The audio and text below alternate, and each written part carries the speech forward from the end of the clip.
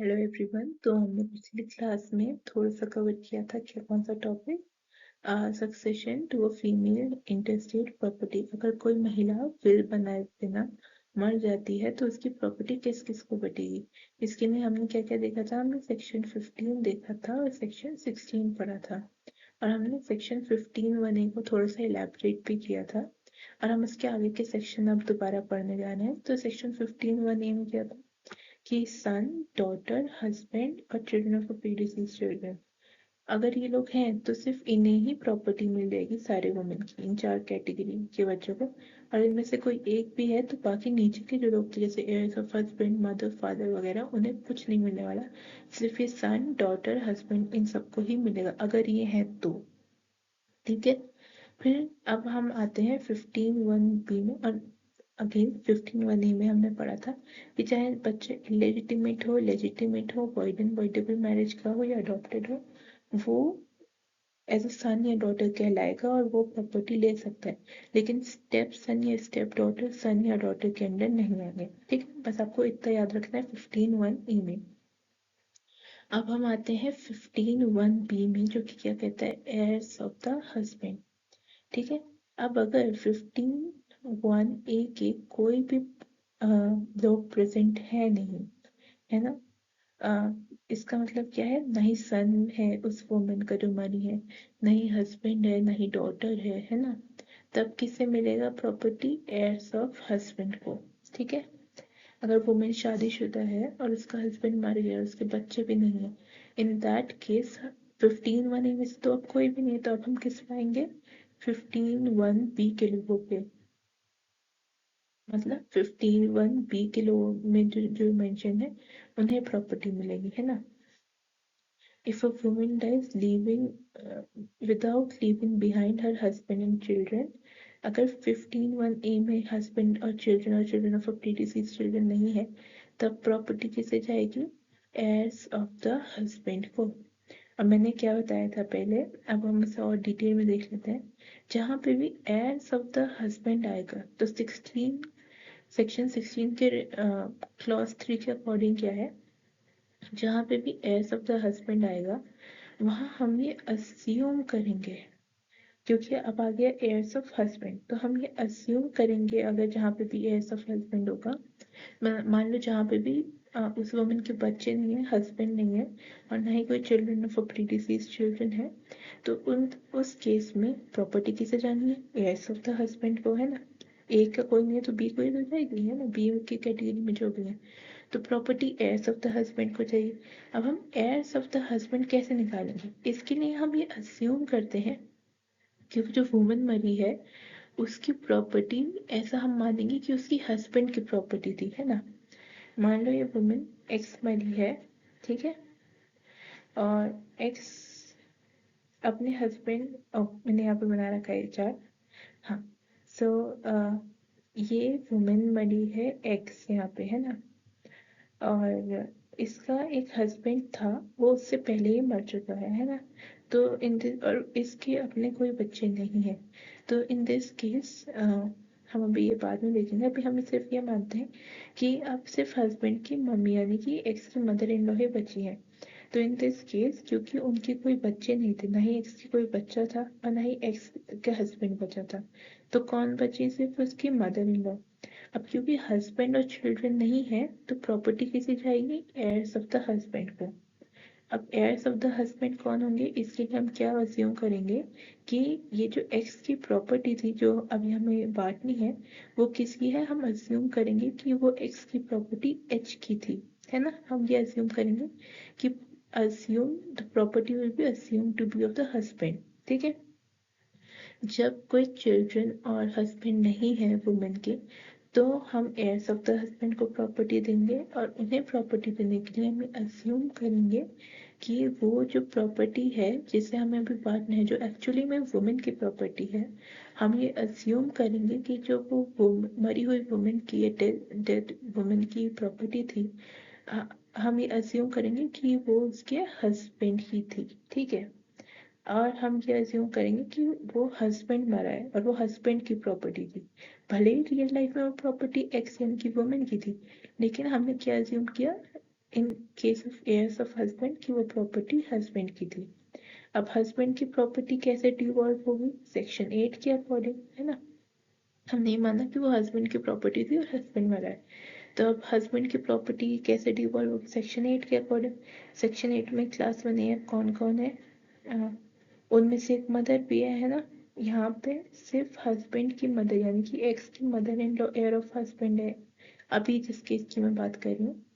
तो सिर्फ मदर को एक्स की प्रॉपर्टी मिलेगी, कैसे, as a heir of husband, ठीक है।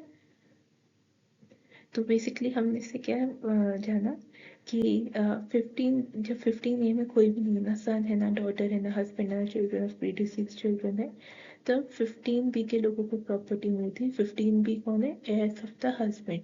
अब एयर्स ऑफ द हस्बैंड को पता लगाने के लिए हम अज्यूम करेंगे कि वो जो डेड फीमेल की प्रॉपर्टी है वो उसकी नहीं, वो उसके हस्बैंड की थी। ये सिर्फ क्या है, एक असम्पशन है, ठीक है। इससे हम, और हम ये सोचेंगे कि वो फीमेल नहीं, वो हस्बैंड मरा है, तो हम क्या मानेंगे कि वो प्रॉपर्टी उसके हस्बैंड की थी और हस्बैंड मरा है, असम्पशन है ना।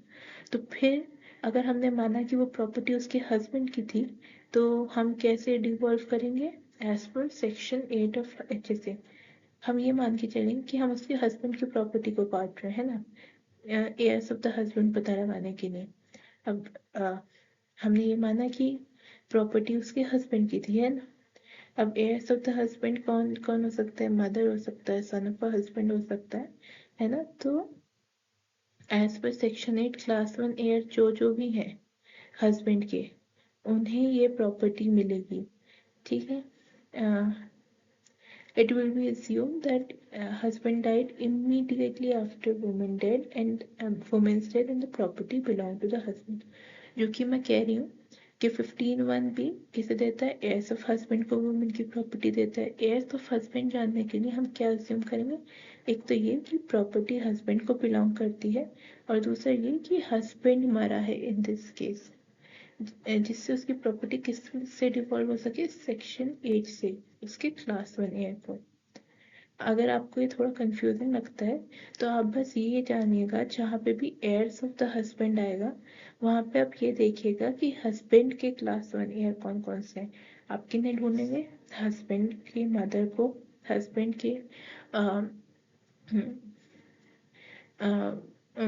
विडो ऑफ प्रीडिसीज चाइल्ड, है ना।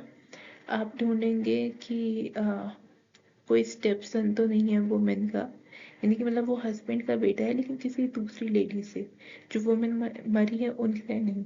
तो ये चीज़ें आप ढूंढेंगे as a heirs of husband, किस लिए, क्लास 1 के लिए। यूजुअली क्वेश्चन में या तो एयर्स ऑफ हस्बैंड में मदर इन लॉ आती है वुमेन की, यानी कि हस्बैंड की मम्मी, और स्टेप सन आता है।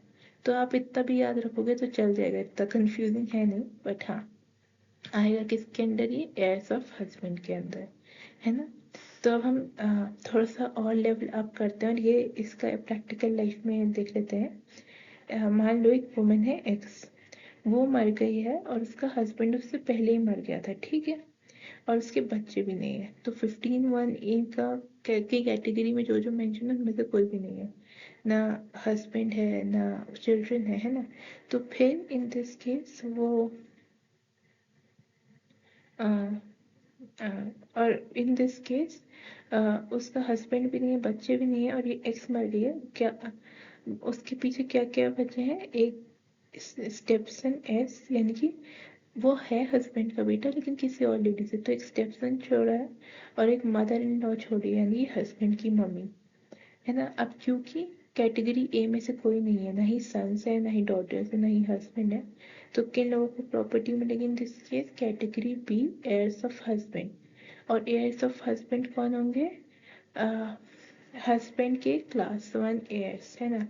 अब हस्बैंड के क्लास 1 कौन एयर्स कौन कौन है, सन और मदर। ये मैंने आपको शॉर्ट में बता दिया, लेकिन लॉन्ग वे से अगर आप लिखना चाहें तो आप ये लिख सकते हैं कि हम ये अज्यूम करेंगे कि वो प्रॉपर्टी हस्बैंड की है और हस्बैंड मरा है, इसलिए हम सेक्शन 8 अप्लाई करेंगे अब, क्योंकि वुमेन के बच्चे नहीं और हस्बैंड भी नहीं है। तो हमने सेक्शन 8 अप्लाई करके ये देखा कि हस्बैंड की प्रॉपर्टी अगर वो होती तो किसे किसे जाती, वो किसे किसे जाती, एक तो सन को और एक मदर को, है ना। मदर ऑफ हस्बैंड और सन, यानी कि एक्स के स्टेप सन और एक्स के मदर इन लॉ को, है ना। तो इन दिस केस दो लोगों को ही प्रॉपर्टी जाएगी। एक है तो हो गई ये एन, यानी कि एक्स की मदर इन लॉ, और एस स्टेप सन। याद रखिएगा स्टेप सन को सिर्फ as heir of husband property मिल सकती है। Step son can as an heir of husband can get female interstate property. मैं इसे दोबारा से क्लियर करके थोड़ा सा अच्छे से समझा देती हूँ, ठीक है। अगर आपको इतना सब कॉम्प्लिकेटेड लग रहा है तो आप बस इतना याद रखिएगा कि अगर ये जो वुमेन मरी है एक्स यहाँ पे, इसके कोई बच्चा नहीं है और हस्बैंड नहीं है, तो हम ये पता लगाएंगे कि अगर ये प्रॉपर्टी हस्बैंड की होती तो कौन कौन क्लास वन एयर होता हस्बैंड का, या सिंपली ये सब भी छोड़िए आप, हम ये कहेंगे कि मान लो ये वुमेन एक्स मरी है, इसके कोई बच्चे नहीं है और हस्बैंड नहीं है, तो हम बस ये देखेंगे कि हस्बैंड के क्लास वन एयर कौन कौन से हैं और हम उन्हें प्रॉपर्टी दे देंगे। इन this case class one air कौन कौन था, मदर और सन, यानी कि एक्स के स्टेप सन और एक्स की मदर इन लॉ। तो इन दोनों को प्रॉपर्टी मिल जाएगी कैसे, as a heir of husband. जहाँ पे भी mother in law step son हो तो वहाँ पे property as a heir of husband मिल सकती है उन्हें। 3-1 देख लिया, लेकिन अगर ना ही वुमेन के चिल्ड्रन या हस्बैंड है और ना ही heirs ऑफ द हस्बैंड है, या फिर शादी जिसकी शादी नहीं हुई है उस वुमेन के केस में, अनमैरिड वुमेन के केस में, लेकिन हस्बैंड और बच्चे हो सकते हैं अनमैरिड वुमेन के, और ना ही heirs ऑफ हस्बैंड हो सकते हैं, तो सीधा केस पे आता है 15(1)(c) पे। दो कैटेगरी है फॉर मैरिड वुमेन, अगर चिल्ड्रन हस्बैंड और heirs ऑफ हस्बैंड नहीं है, या फिर फॉर अनमैरिड वुमेन। इन दोनों कैटेगरी में पहले कौन किस पे जाता है फिर इनहेरिटेंस, हो जाता है मदर एंड फादर पे, ठीक है। अगर फर्स्ट टू कैटेगरी के लोग नहीं है, आप 15 के सारे हायरार्की अच्छे से रख लीजिए। एक हायरार्की नहीं तो दूसरी को जाएगा, दूसरी को नहीं तो तीसरी को जाएगा, ठीक है। तो अगर 15(1)(a) और बी नहीं है तो किस में जाएगा, मदर एंड फादर को 15(1)(c) में। अब वो मदर एंड फादर जो है वो उनके, वो मदर एंड फादर उसके अडॉप्टिव पेरेंट्स हो सकते हैं, उसके बायोलॉजिकल पेरेंट्स हो सकते हैं, ठीक है, लेकिन स्टेप पेरेंट्स को प्रॉपर्टी नहीं मिलती। इसका मतलब है कि अगर वुमेन को बचपन में किसी ने अडॉप्ट कर दिया, वो बाद में मरी और 15(1)(a) और बी में कोई एयर नहीं, तो उसके जो अडॉप्टिव पेरेंट्स है उन्हें वो प्रॉपर्टी मिलेगी, है ना। ऐसी बायोलॉजिकल पेरेंट्स को अगर बच्चा अडॉप्शन में नहीं दिया गया है तो वो बायोलॉजिकल पेरेंट्स को प्रॉपर्टी मिलेगी। और जो पेरेंट्स जो वर्ल्ड जिनकी शादी वर्ल्ड या वर्ल्डेबल थी और वो बच्ची जो है वो वर्ल्ड या वर्ल्डेबल मैरिज से पैदा हुई है, तो उन पेरेंट्स को प्रॉपर्टी मिलेगी, बोथ मदर एंड फादर को, ठीक है, जिनकी वर्ल्ड या वर्ल्डेबल शादी हुई है। लेकिन अगर जो फीमेल मरी है वो एक इनलेजिटिमेट चाइल्ड थी, तो सिर्फ उसकी मदर इनहेरिट कर सकती है, उसके फादर नहीं।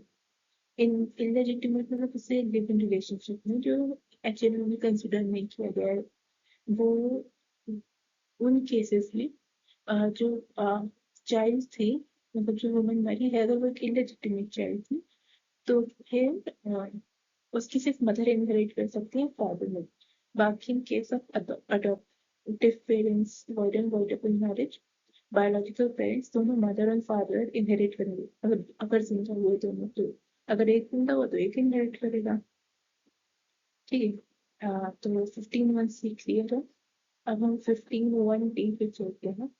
अब 15(1)(d) और 15(1)(e) यूजुअली आता नहीं है क्योंकि ऊपर की कैटेगरीज के लोग होते हैं, लेकिन अगर किसी वुमन के मदर एंड फादर भी नहीं है, चिल्ड्रन हस्बैंड भी नहीं है, एयर ऑफ हस्बैंड भी नहीं है, तो फिर हम किस कैटेगरी में आते हैं, डी पे। अब 15(1)(d) क्या कहता है कि अगर एयर एंट्रीज ए बी और सी, यानी कि चिल्ड्रन चिल्ड्रन फॉर प्रीवियस सन और हस्बैंड, बी में एयर्स ऑफ हस्बैंड और सी में मदर और फादर, अगर इनमें से एक भी एयर नहीं है तो फिर प्रॉपर्टी डिवॉल्व होती है एयर्स ऑफ द फादर को, यानी कि फादर के एयर्स को। अब जैसा कि मैंने 15(1)(d) में बहुत एक्सटेंसिव डिस्कशन किया है, काफी लंबा, कि एयर्स ऑफ में कैसे अप्लाई होता है, तो इन दिस केस जब हम देखते हैं एयर्स ऑफ द फादर, तो हम ये अज्यूम करेंगे कि वो प्रॉपर्टी जो है वो वुमेन की नहीं है, वो उसके फादर की प्रॉपर्टी है और उसके फादर के एयर्स पे डिवॉल्व होगी। यानी कि फादर के जितने भी एयर्स हैं अंडर सेक्शन 8 उन पे जाएगी। जैसा कि मैंने बताया, मतलब आप ये देख लीजिए कि अगर एयर्स ऑफ फादर है तो फादर की क्लास 1 एयर्स हैं कि नहीं है। अ, जो जो क्लास 1 एयर है तो फिर आप उन पे प्रॉपर्टी दे दी होती थी। यूजुअली कई बार कभी कभी क्लास 2 एयर्स भी पूछ लेते हैं, लेकिन तो वो बहुत कम होता है। सो एयर्स ऑफ द फादर में हम डिवॉल्व कैसे करेंगे, हम assume करेंगे कि वो फादर की प्रॉपर्टी थी। हम उस प्रॉपर्टी को ऐसे डिवॉल्व करेंगे जैसे फादर की डेथ हुई है और हम फादर की प्रॉपर्टी उनके बच्चों को बांट रहे हैं एज पर सेक्शन 8। ठीक है। it shall be presumed that the property was of father and will devolve upon his heir as per section 8। जैसे ही जैसे हम heirs of husband का पता लगाते हैं वैसे ही हम heirs of father का भी पता लगाएंगे और वैसे ही प्रॉपर्टी डिवॉल्व करेंगे। Usually brothers and sisters heirs of father होते हैं। तो अगर आप ज्यादा दिमाग ना भी लगाना चाहें तो जहाँ पे भी वुमेन के भाई या वुमेन की बहन की बात आएगी तो वो heirs ऑफ फादर में इनहेरिट करेंगे, वरना तो इनका चांस नहीं है। ठीक है। और ये लास्ट केस बहुत कम ही आता है heirs ऑफ मदर का। लेकिन अगर सेक्शन 15(1)(a) यानी कि children of husband, 15(1)(b) heirs of husband, 15(1)(c) mother and father, 15(1)(d) यानी कि heirs ऑफ द फादर, अगर ये नहीं है तो फाइनली प्रॉपर्टी किसमें जाएगी, प्रॉपर्टी जाएगी heirs ऑफ द मदर को। इसमें हम अज्यूम करेंगे कि वो प्रॉपर्टी मदर की थी और मदर की डेथ हुई है तो उनकी प्रॉपर्टी किस किस को जाएगी, ऐसे हम देखेंगे। लेकिन ये कभी यूज तो होता नहीं है, ये सिर्फ यूटेराइन ब्रदर्स एंड सिस्टर को देने के काम में आता है। तो इसे आप इग्नोर भी कर सकते हैं, नॉट दैट इम्पोर्टेंट। 15 मेन बात इन सब में क्या याद रखनी है कि एक तो ये एयर्स ऑफ फादर में अगर आप बहुत लंबे अज्यूम्पशन वगैरह में कंफ्यूज कर रहे हो तो बस आप इतना याद रखिए heirs of father brother and sister हैं। और अगर ऊपर की 3 कैटेगरी ना ही चिल्ड्रन है, ना ही हस्बैंड है, ना एयर्स ऑफ हस्बैंड है और ना ही मदर एंड फादर है, तो ब्रदर्स एंड सिस्टर्स को वुमेन तब जाके प्रॉपर्टी मिलेगी। ठीक है। तो इतना याद रखिएगा और ज्यादा कुछ है नहीं सेक्शन 15 में। अब हम एक एग्जाम्पल भी देख लेते हैं। मान लो ये एक्स है, ये एक्स मरी है और उसके पेरेंट्स की जो है वो वोल्टेबल मैरिज थी और ये वाई है ना। तो वाई क्या माना जाएगा, एयर ऑफ फादर है ना। जैसा कि हमने अभी डिस्कस किया था कि वुमेन का भाई एयर ऑफ फादर होता है। लेकिन इन दिस केस क्योंकि हम प्रॉपर्टी डिवॉल्व करते हैं सेक्शन 15(1) से, है ना। अब ए के 15(1) ए के कैटेगरी का कोई नहीं है ना। ना ही सन है, ना ही हस्बैंड है, ना ही डॉटर है, ना ही चिल्ड्रन ऑफ डिसीज सन है। तो 15(1) में ए नहीं है तो हम 15(1)(b) पे आएंगे। 15(1)(b) यानी कि एज ऑफ हस्बैंड भी नहीं है ना। तो अब हम आएंगे 15(1)(c) पे, यानी कि प्रॉपर्टी किसे जाएगी, मदर और फादर को। भले ही उनकी वॉइडेबल मैरिज है फिर भी प्रॉपर्टी जाएगी मदर और फादर को। और क्योंकि 15(1)(c) के मेंबर्स यानी कि मदर और फादर प्रेजेंट है तो सिर्फ इन दोनों को ही एक्स की प्रॉपर्टी मिलेगी। और बाकी जो 15(1)(d) में एयर्स ऑफ फादर है, 15(1)(e) में एयर्स ऑफ मदर है, उन्हें कुछ नहीं मिलेगा, उन्हें एक्सक्लूड कर दिया जाएगा। यानी कि एक्स के भाई को, अगर एक्स की मम्मी और पापा जिंदा हैं तो उसके भाई को कुछ नहीं मिलेगा। ठीक है। अ, एक बार मैं दोबारा ब्रीफ में कर सकती बता देती हूँ। आप चाहो तो ये पार्ट स्किप कर दो, मैं सेम चीज रिवाइज करूंगी कि अगर एक्स के मदर और फादर जिंदा है तो वो एयर्स ऑफ फादर यानी कि जो ब्रदर और सिस्टर होता है एयर्स ऑफ मदर एक्सक्लूड कर देंगे। इसकी वजह से वाई को यानी कि एक्स के भाई को कुछ नहीं मिलेगा। लेकिन अगर एक्स के मदर और फादर की भी डेथ हो जाती तो ना ही एक्स के चिल्ड्रन होते, ना ही एक्स का हस्बैंड होता, ना ही एक्स के एयर्स ऑफ हस्बैंड होते, ना ही एक्स की मदर और फादर होते।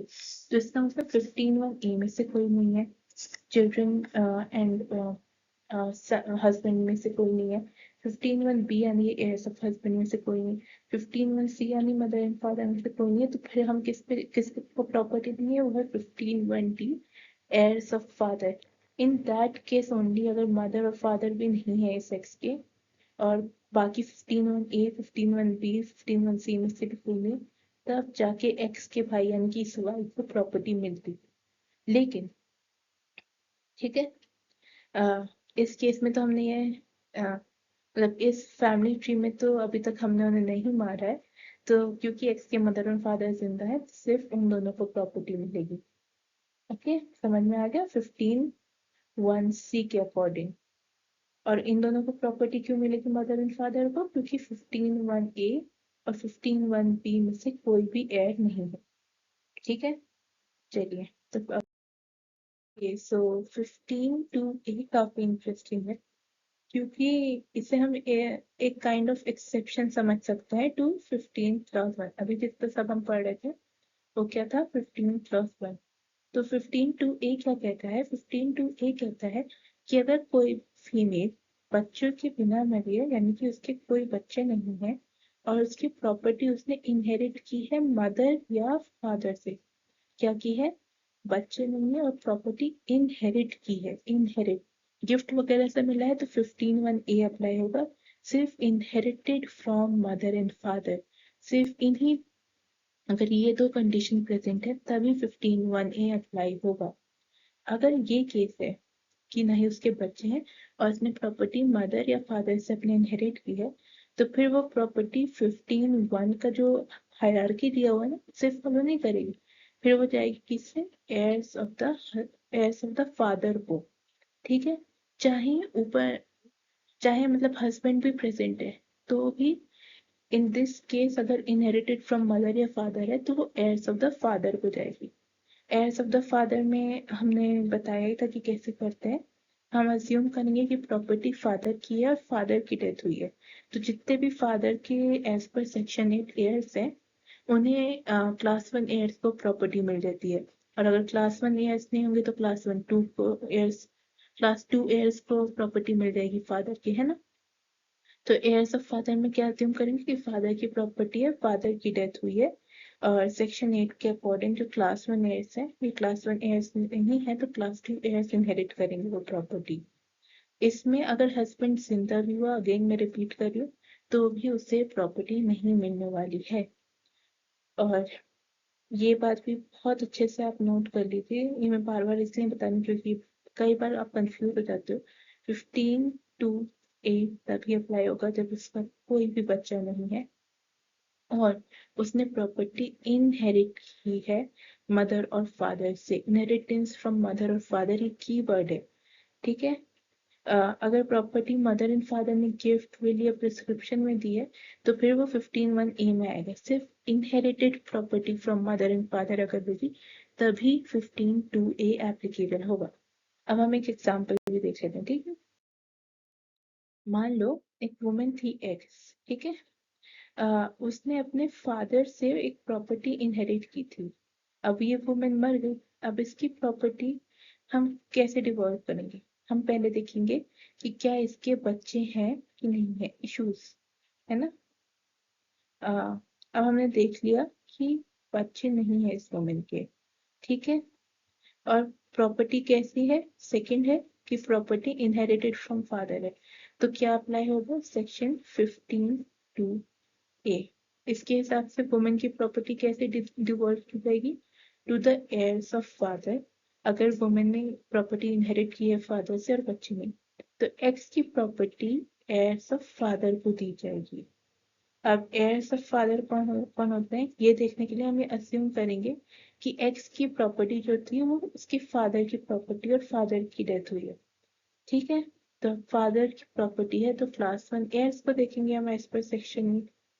हाँ, हाँ, तो सेक्शन 8 में क्लास 1 एयर कौन कौन होते हैं, एक तो होती है वाइफ और एक होता है सन, डॉटर, मतलब 12 क्लास 1 एयर्स हैं, लेकिन इन दिस केस जो एप्लीकेबल है वो वाइफ और सन ही है। ठीक है, तो क्योंकि प्रॉपर्टी सिर्फ heirs ऑफ फादर को जाएगी और हमने अज्यूम किया कि वो प्रॉपर्टी एफ की है, और फिर हमने एफ की प्रॉपर्टी के हिसाब से सेक्शन 8 से डिफॉल्ट कर दी है, तो प्रॉपर्टी किस किस को मिलनी चाहिए, मदर एम जो कि फादर की वाइफ है, एज अ वाइफ मतलब एज अ विडो वो क्लास 1 एयर होगी, और ब्रदर BR यानी कि as a son of a father. ठीक है, तो इस केस में हस्बैंड H के होते हुए भी कोई प्रॉपर्टी नहीं होगी, क्योंकि अगर 15(1) का केस होता तो ऑफकोर्स हस्बैंड को ही मिलती, लेकिन ये 15(1) का केस नहीं है, 15(2)A का, जिसमें वुमेन के कोई बच्चे नहीं थे, प्रॉपर्टी फादर से या मदर से इनहेरिट की गई थी। इस वजह से हमने अज्यूम किया कि प्रॉपर्टी फादर की है और फादर की डेथ हुई है, तो हमने इसमें सेक्शन 8 इसे डिफॉल्व कर दिया है। अब सेक्शन 8 में फादर के कौन कौन एयर हो सकते हैं क्लास 1 एयर, एक तो उनकी विडो होंगी और एक उनका सन होगा, इन दिस केस है ना। तो विडो और सन प्रेजेंट है। विडो यानी कि फादर की विडो कौन हुई, मदर, और फादर का सन कौन हुआ, एक्स का भाई, है ना। तो एक्स की माँ और एक्स के भाई को as heir of husband property मिलेगी।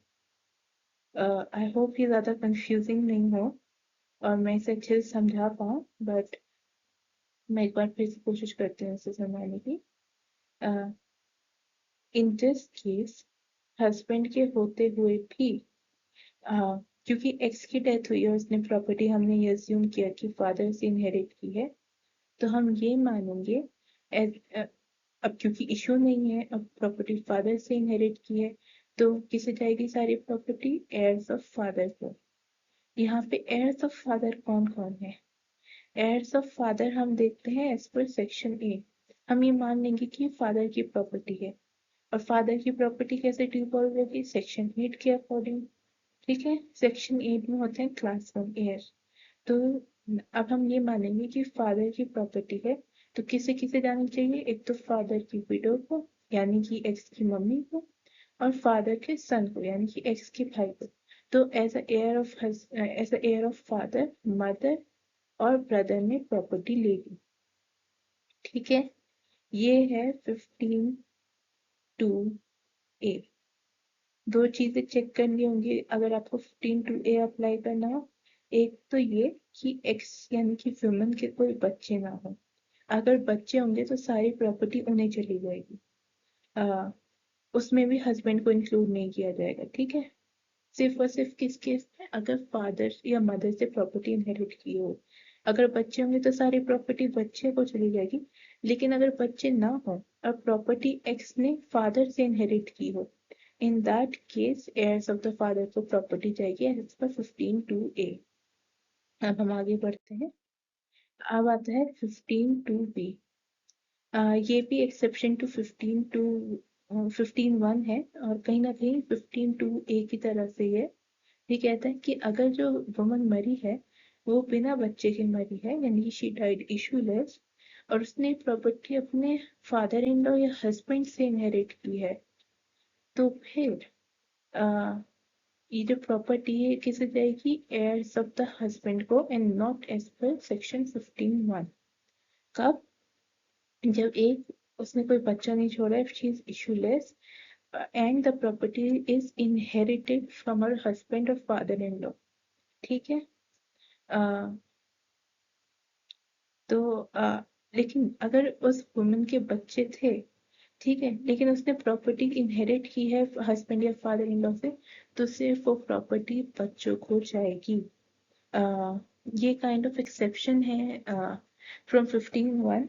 जब भी property inherited from father, mother, husband या फादर इन लॉ है, तो रूल्स थोड़े से चेंज हो जाते हैं, सिर्फ इन 4 कंडीशंस में ही।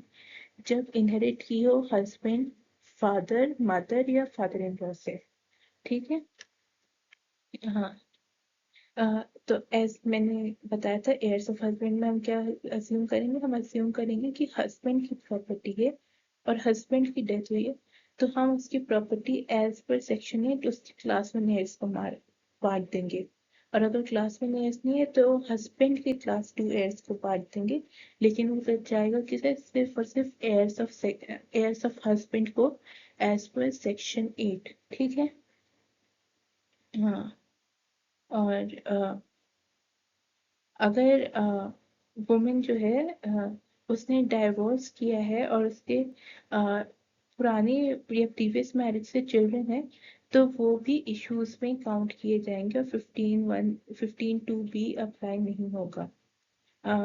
ठीक है, तो हम एक एग्जांपल से देख लेते हैं, थोड़ा सा क्लियर हो जाएगा। अ, तो इस केस में एक वुमन थी एक्स जो कि मरी है। उसके पेरेंट्स हैं, उसका भाई है VR, ठीक है। उसका एक हस्बैंड था जो मर चुका है। अ, उसकी हस्बैंड के मदर यानी कि एक्स की मदर इन लॉ जिंदा है, जो वुमन है उसकी मदर इन लॉ जिंदा है, और एक्स का स्टेप सन जिंदा है, ठीक है। अब हम ये अज्यूम करेंगे कि जो प्रॉपर्टी है वो वुमन ने यानी कि एक्स ने अपने हस्बैंड से इनहेरिट की है, क्योंकि जब वो हस्बैंड मरा तो ये प्रॉपर्टी जो थी वो एक्स को मिली, और अब एक्स मर गई है। तो इन दैट केस हम ये देखेंगे कि क्या एक्स के कोई बच्चे हैं। पहले हम देखेंगे इशू है कि नहीं है। इन this case she is issueless and she inherited the property from her husband, ठीक है। ये दो चीज देखने के बाद हम क्या करेंगे, हम करेंगे 15(2)B को अप्लाई। वो क्या कहता है कि अगर कोई वुमेन विदाउट इश्यूज मरी है और उसने अपने हस्बैंड या फादर इन लॉ से प्रॉपर्टी इनहेरिट की है, तो फिर heirs ऑफ द हस्बैंड को प्रॉपर्टी जाएगी। सो इन दिस केस यहाँ पे वुमेन के कोई बच्चे नहीं है और उसने हस्बैंड से प्रॉपर्टी इनहेरिट की है, 15(2)B एप्लीकेबल होगा। और अब हम किसे देंगे ये एक्स की प्रॉपर्टी जो उसने हस्बैंड से इनहेरिट की थी, heirs ऑफ द हस्बैंड को। heirs ऑफ द हस्बैंड कैसे पता लगाते हैं? heirs ऑफ द हस्बैंड पता लगाते हैं हम ये अज्यूम करके कि वो प्रॉपर्टी जो थी वो हस्बैंड की थी और हस्बैंड की डेथ हुई है। तो हम एज पर सेक्शन 8, ठीक है, ये जो प्रॉपर्टी एक्स की जो प्रॉपर्टी थी जो उसने इनहेरिट किया अपने हस्बैंड से, ये हम सेक्शन 8 डिवॉल्व करेंगे किसे? हस्बैंड के क्लास 1 एयर्स को। जो जो जिंदा क्लास 1 एयर्स हैं, हम हस्बैंड के उन क्लास 1 एयर्स को डिवॉल्व कर देंगे। अब क्योंकि हस्बैंड की जो मदर है वो एक क्लास 1 एयर है और एस हस्बैंड का सन एक क्लास 1 एयर है। भले ही वो किसी दूसरी वाइफ से था और वो एक्स का स्टेप सन है, लेकिन है तो वो हस्बैंड का सन ना, तो इसलिए स्टेप सन भी क्लास 1 एयर है। तो इन this case mother in law और स्टेप सन ये दो लोग इनहेरिट करेंगे एज एयर्स ऑफ हस्बैंड, ठीक है, इन सेक्शन 15(2)B। अब हम केसेस देख लेते हैं इसके रिगार्डिंग। काफी इम्पोर्टेंट केस है ये। एक है ओम प्रकाश वर्सेस राधाचरण का केस। इसमें क्या हुआ था, इसमें एक हिंदू फीमेल थी जिसकी बचपन में ही शादी हो गई थी, लेकिन उसकी शादी के 3 महीने बाद उसका हस्बैंड की डेथ हो गई थी, ठीक है। यानी कि जो हस्बैंड है इसकी पहले ही काफी पहले डेथ हो गई थी। और हस्बैंड की डेथ के बाद उसके जो हस्बैंड के फैमिली मेंबर्स थे यानी कि इसके जो इन लॉज थे उसे बाहर निकाल दिया था उन्होंने, और उन्होंने कोई मदद नहीं की थी उसकी। फिर उसके बाद उसके पेरेंट्स ने उन्हें पढ़ाया लिखाया और फिर वो एक IAS ऑफिसर बन गए। इसीलिए इसी बैकग्राउंड के साथ वो 58 की एज में मर गई थी। तो अब उनकी सक्सेशन के ऊपर बात आई। उसमें ये कहा कि वो प्रॉपर्टी छोड़ के गई है 5 करोड़ की और 70 लाख कैश में। अब ये कौन लेगा, ठीक है। तो जो वुमेन के मदर फादर और ब्रदर थे उन्होंने ये कहा कि उसके जो ससुराल वाले थे उन्होंने कभी इसका ध्यान नहीं रखा, हमने ध्यान रखा था, प्रॉपर्टी हमें मिलनी चाहिए। लेकिन कोर्ट ने कहा कि क्योंकि सिर्फ ये देखकर कि वुमेन को अच्छे से ट्रीट नहीं किया हम पूरा का पूरा HSC का सक्सेशन नहीं बदल सकते हैं, तो वुमेन की प्रॉपर्टी एज पर सेक्शन 15 ही डिवॉल्व होगी। क्योंकि ये वुमेन ने अपने दम पे बनाए थे, अपने पैसे से बनाए थे IAS की जॉब कर करके, तो ये उसकी सेल्फ अक्वायर्ड प्रॉपर्टी थी। यानी कि it was not inherited from mother, father, husband या इन फादर इन लॉ। तो इसका मतलब कौन सा सेक्शन अप्लाई होगा? 15(1). अब 15(1) अप्लाई होगा तो 15(1) में हमें याद करना है कि A B C D ऐसे कैटेगरीज थी, ठीक है। इन दिस केस वुमेन के कोई बच्चे नहीं थे और हस्बैंड पहले ही मर गए, तो ये तो गया, है ना। तो अब प्रॉपर्टी किसे मिलेगी? heirs ऑफ हस्बैंड को। इवन तो उन्होंने बिल्कुल अच्छे से ट्रीट नहीं किया ससुराल वालों ने, फिर भी सेक्शन 15(1) के अकॉर्डिंग, क्योंकि ये उसकी सेल्फ एक्वायर्ड प्रॉपर्टी थी, 15(1)(b) के according heirs of the husband को ये प्रॉपर्टी मिलेगी। और heirs ऑफ द हस्बैंड के लिए हम क्या देखेंगे कि एक्स के हस्बैंड के क्लास 1 हेयर कौन कौन से हैं? वो है मदर इन लॉ, यानी कि ये एच की मम्मी, मदर इन लॉ। तो सिर्फ इन्हें ही प्रॉपर्टी मिलेगी। हस्बैंड की क्लास 1 एयर सेक्शन 8 में मदर होंगी, तो सिर्फ एक्स की mother in law, even though उन्होंने जिंदगी भर उसका साथ नहीं दिया, सिर्फ उन्हें प्रॉपर्टी मिलेगी as per 15(1)(b) as a heir of husband. और एक्स के जो मम्मी थे, जो पापा थे, उन्होंने जितना भी पढ़ाया लिखाया, फिर भी उन्हें प्रॉपर्टी नहीं मिलने वाली। प्रॉपर्टी किससे मिलेगी? क्योंकि सेक्शन 15(1), क्योंकि ये एक सेल्फ एक्वायर्ड प्रॉपर्टी थी, इसलिए 15(1) एप्लीकेबल होगा। 15(1) में ए सेक्शन, ए कैटेगरी के कोई भी लोग नहीं थे, ना ही सन था, ना ही हस्बैंड थी, ना ही डॉटर था। ठीक है, तो फिर हम किस पे आते हैं? 15(1)(b) पे। बी क्या है? heirs of husband. इस केस में क्या हुआ था? हम ये अज्यूम करेंगे कि एक्स का जो पति है उसकी सारी प्रॉपर्टी थी और वो मरा है, तो एज पर सेक्शन 8, ठीक है, प्रॉपर्टी डिफॉल्व होगी। क्लास 1 एयर कौन जिंदा है अभी? सिर्फ मदर इन लॉ, तो मदर इन लॉ को सारी प्रॉपर्टी चली जाएगी। ये थोड़ा अनफेयर है, but this is what Om Prakash versus Radhacharan says, कि क्योंकि वो विदाउट एनी इशू मरी थी और हस्बैंड भी मर गया था, तो 15(1) भी अप्लाई होगा और heirs ऑफ हस्बैंड हो जाएगी। इसमें सिर्फ और सिर्फ उसकी मदर इन लॉ उसकी सारी प्रॉपर्टी यानी कि 5 करोड़ और 70 लाख का कैश इनहेरिट कर लेगी। ओके, अब ये केस है भगत राम वर्सेस तेजस सिंह। ये केस किस केस की बात करता है? ये केस बात करता है सेक्शन 15(2)(a) की। ठीक है, 15(2)(a। 15(2)(a) क्या कहता है? हम अगर दोबारा से रिवाइज करें, वो किस कब अप्लाई होता है? तब जब वुमेन के कोई बच्चा ना हो, जो मरी है वुमेन, और दूसरा कंडीशन ये है कि वो इनहेरिटेड प्रॉपर्टी होनी चाहिए मदर या फादर से। अगर वो प्रॉपर्टी मदर या फादर से इनहेरिटेड नहीं है तो 15(2)(a) कभी अप्लाई हो ही नहीं सकता। ठीक है, तो 15(2)(a) को अप्लाई करने के लिए दो चीज़ आप लोग क्या याद रखेंगे? पहला तो देखेंगे उस वुमेन के बच्चे हैं या नहीं है। अगर वुमेन के बच्चे हैं और मदर और फादर से प्रॉपर्टी इनहेरिट की गई है, तो वो सारी प्रॉपर्टी बच्चों को चली जाएगी। लेकिन अगर वुमेन के बच्चे नहीं हैं और वो प्रॉपर्टी मदर या फादर से इनहेरिट की गई है, तो फिर 15(2)(a) अप्लाई होगा। अ, इसमें और किसे जाएगी प्रॉपर्टी? heirs ऑफ फादर को। अब हम ये केस देख लेते हैं जल्दी से, भगत राम वर्सेस तेजस सिंह। इसमें क्या हुआ था? दो बहनें थी, एक्स और वाई। ठीक है, तो इन दोनों को अपनी मदर से थोड़ी थोड़ी प्रॉपर्टी मिली थी। अब थोड़े दिन बाद इस एक्स की भी डेथ हो जाती है और वाई जो है वो एक्स का पोर्शन जो है वो बेच देती है किसी और बंदे को, है ना। अ, लेकिन जो एक्स के जो डिसीज्ड हस्बैंड थे, उनका भाई कंटेस्ट करता है। वो कहता है कि एज पर 15(1) मुझे as a heir of husband property मिलनी चाहिए। लेकिन कोर्ट ने क्या कहा? कोर्ट ने कहा कि 15(1) इस पे अप्लाई होगा ही नहीं। क्यों? क्योंकि प्रॉपर्टी किससे इनहेरिट की थी? मदर से, और इसके कोई बच्चे भी नहीं थे। तो क्या अप्लाई होगा? 15(2)(a), जो कि कहता है कि heirs ऑफ फादर को प्रॉपर्टी मिलेगी। अब हम ये अज्यूम करेंगे कि एक्स के फादर की प्रॉपर्टी थी और उनके heirs को एज पर सेक्शन 8 मिलेगी। और क्योंकि एक्स की बहन यानी कि वाई भी उसके फादर की हेयर होगी, तो इसलिए वाई की ये प्रॉपर्टी होगी as a heir of father. अगर आप इतना कंफ्यूजिंग भी नहीं चाहते तो आप इतना बस याद रखिएगा कि भाई या बहन हमेशा heirs ऑफ फादर होते हैं।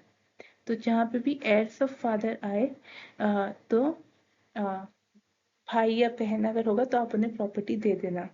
ठीक है, तो इस केस में क्या डील हुआ कि क्योंकि एक्स की प्रॉपर्टी उसने अपनी मदर से इनहेरिट की थी और उसके कोई बच्चे नहीं थे, तो heirs ऑफ हस्बैंड यानी कि हस्बैंड के भाई को न जाकर प्रॉपर्टी किसे जाएगी, एक्स की बहन को यानी कि वाई को as a heir of father. और वाई ने क्योंकि ये प्रॉपर्टी वाई को जाएगी और वाई ने प्रॉपर्टी बेच दी है, तो वो सेल भी लीगल थी। बस इतना ही था इस केस में।